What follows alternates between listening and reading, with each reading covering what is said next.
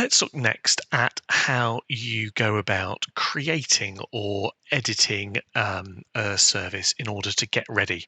And then later we'll come on to how to run a service. And there are some things in that which are quite different. Um, but I will start now with looking at preparation.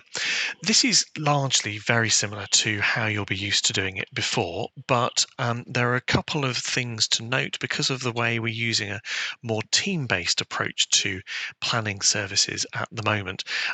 It's helpful to look at a little bit at how we're doing some particular things. So let's take an example service here. You'll see that it's set up in a sort of linear order like this. Um, Something that might be new to some of us is seeing the use of a header for certain sections of the service.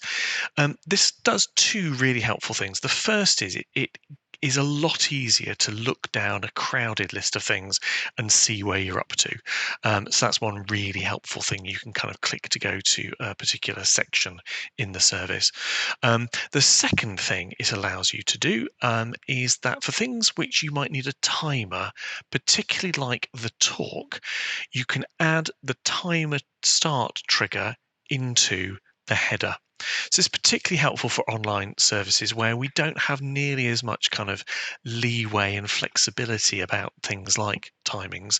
It's very helpful to have a timer that the preacher can see.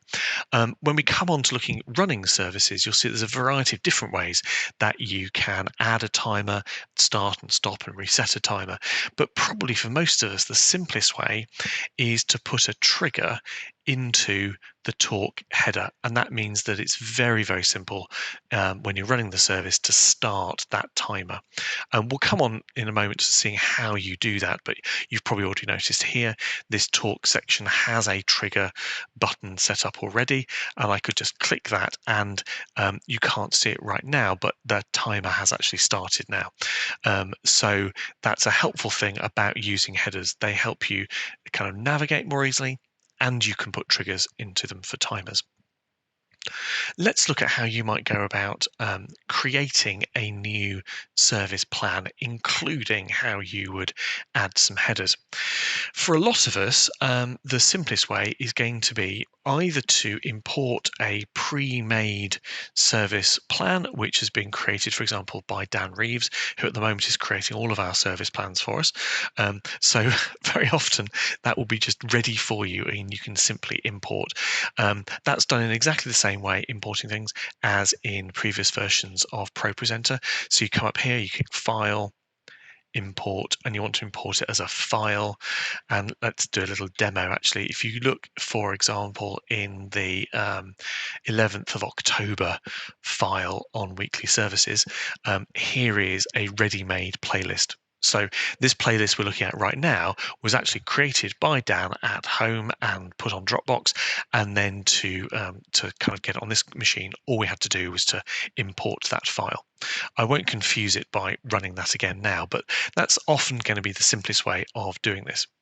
Second way you can do it is actually to copy from another one. A lot of the things we have in a service week to week are very similar, and if you're confident that there aren't major changes, then often simply right-clicking on one of these and duplicating it and then giving it a new name. So let's do that now. Let's call this one, let's call it test one.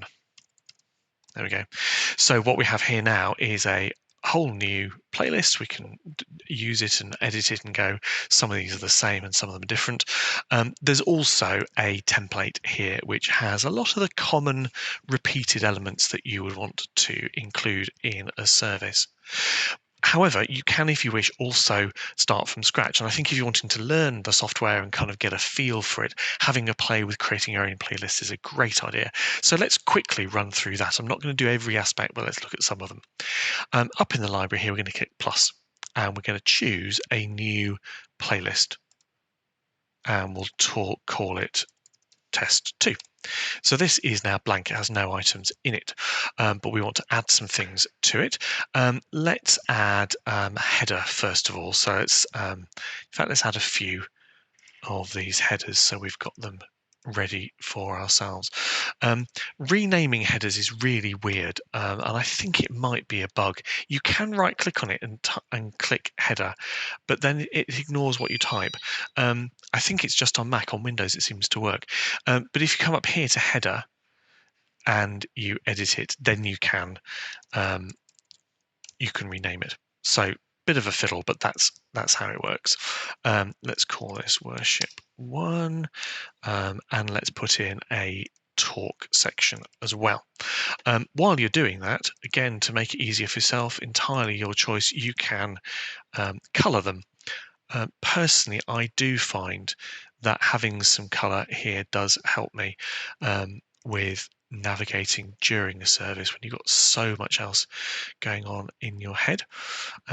So again, you find this is, frankly, I think coloring stuff on Macs is always a bit rubbish, but there we go. You have to close that color picker as well. And there you go, plum. So that's done. We now obviously want to put some elements in here, and let's say we want to put some standard name slides and some worship songs and a talk that we've already got in the library. So you can do two ways for this. You can either stay in the playlist on the left here and click search. So let's search our library instead of song select. Let's search for 10,000 Reasons. That's one of our songs, and we'll drag it into the worship section there. Let's also go for Waymaker with an extra verse and drag that in too.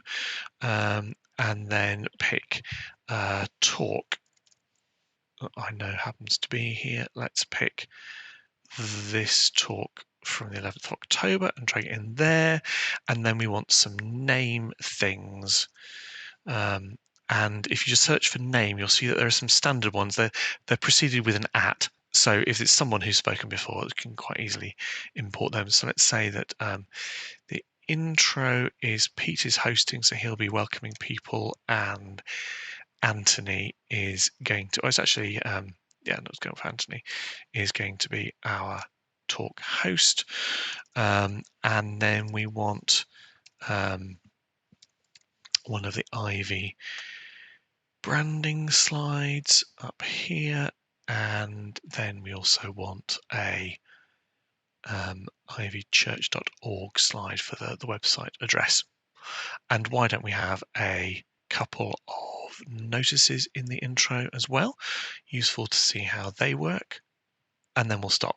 So that's one way of adding things into the playlist.